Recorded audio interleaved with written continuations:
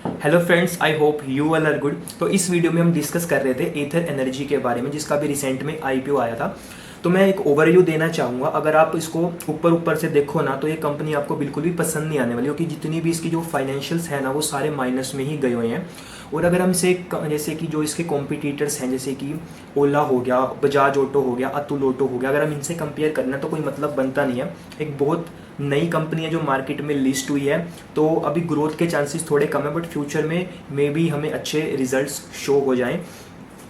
तो जो क्वार्टर के जो इसके रिजल्ट्स हैं ना, मतलब जो हर 3 महीने बाद उसके रिजल्ट्स आते हैं, तो वो कुछ बिल्कुल भी खास नहीं है, वो माइनस में ही गए हुए हैं। बट जो प्रॉफिट और अगर लॉस की आप बात करते हो, तो भाई मैं तो ये बोलूँगा कि वो भी माइनस में ही है। जो इसका नेट प्रॉफिट था ना, वो -812 करोड़ है। भाई बताओ, जिसका प्रॉफिट ही माइनस में चला गया, तो उसके बारे में हम क्या ही बात करें।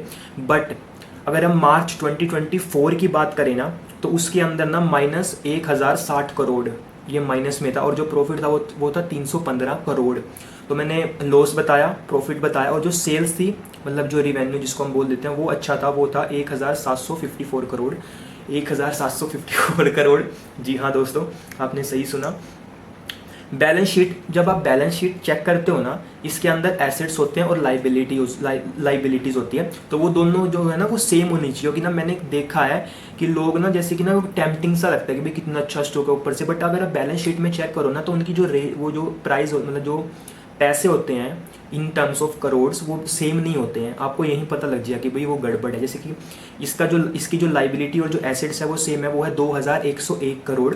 तो ये थोड़ा पॉजिटिव साइन है कि भाई ये कुछ छुपा नहीं रहा, जो है वो सामने शो कर रहा है। और जो इसका नेट कैश फ्लो है ना, वो है -396 करोड़। मैं लैपटॉप में अभी चेक कर रहा था, तो बेसिकली इसकी कुछ रेशियोज है जो मैं आपके साथ इस वीडियो में भी डिस्कस करना चाहूँगा। रेशियोज में आते हैं रिटर्न ऑन कैपिटल इक्विटी, वो है -66%। मतलब सारी की सारी रेशियो ही भाई माइनस में जा चुकी है। और इसकी ना, मैं इसको पता है क्यों कंसीडर कर रहा था, मैं वीडियो भी इसलिए बना रहा था क्योंकि जो हीरो मोटर कोप कंपनी है ना, जो जिसने अच्छी अच्छी बाइक्स बनाई है, जैसे कि अपनी स्प्लेंडर होगी, या फिर और भी जितनी भी आती है हीरो मोटर कोप्स की, तो उस कंपनी का इसके अंदर इन्वेस्टमेंट ना 30% है अप्रोक्स। 30%, मतलब इनडायरेक्टली वो हीरो मोटर कोप ही इसको ओन करती है, और जो फ्यूचर है वो यही है। तो एक प्लस पॉइंट है इस वीडियो में। एंड बाकी आप लॉन्ग टर्म में इन्वेस्टमेंट कर सकते हो अगर आप चाहो। मैं आपको एक सिंपल सी बात बताऊँ, आप इसे 1 साल तक देख लो, 1 साल में क्या रिजल्ट्स निकलते हैं इसके, तो देन आप अपनी इन्वेस्टमेंट शुरू कर सकते हो। और मैं जैसे कि एग्जांपल देता हूँ, अगर मुझे इस कंपनी में इन्वेस्ट करना है, तो मैं इसमें, जैसे मैंने अपना बजट रखा, वो है 10,000 रुपीज़। तो 10,000 रुपीज़ को मैं 4 पार्ट्स में डिवाइड कर दूंगा, और हर 2 या 3 महीने बाद ना उसमें इन्वेस्ट करूँगा, अगर मुझे लगा कि हाँ भाई मुझे करना चाहिए। नहीं तो 1 साल के बाद आप कंसीडर कर सकते हो कि जितनी भी नई कंपनीज होती है ना, वो 1 या 2 साल के बाद ही हमें, मतलब राइट टाइम तो वो होता है, बट अगर आप रिस्क ले सकते हो अपनी कैपिटल के साथ, तो आप ज़रूर कर सकते हैं, इसको इन्वेस्टमेंट कर सकते हैं। ये इसी कंपनी के लिए नहीं है, सारी कंपनीज में आता है। तो आई होप आपको ये वीडियो बहुत अच्छी लगी होगी। तो मैं ईशांत आपसे मिलता हूँ नेक्स्ट वीडियो में, तब तक के लिए गुड बाय।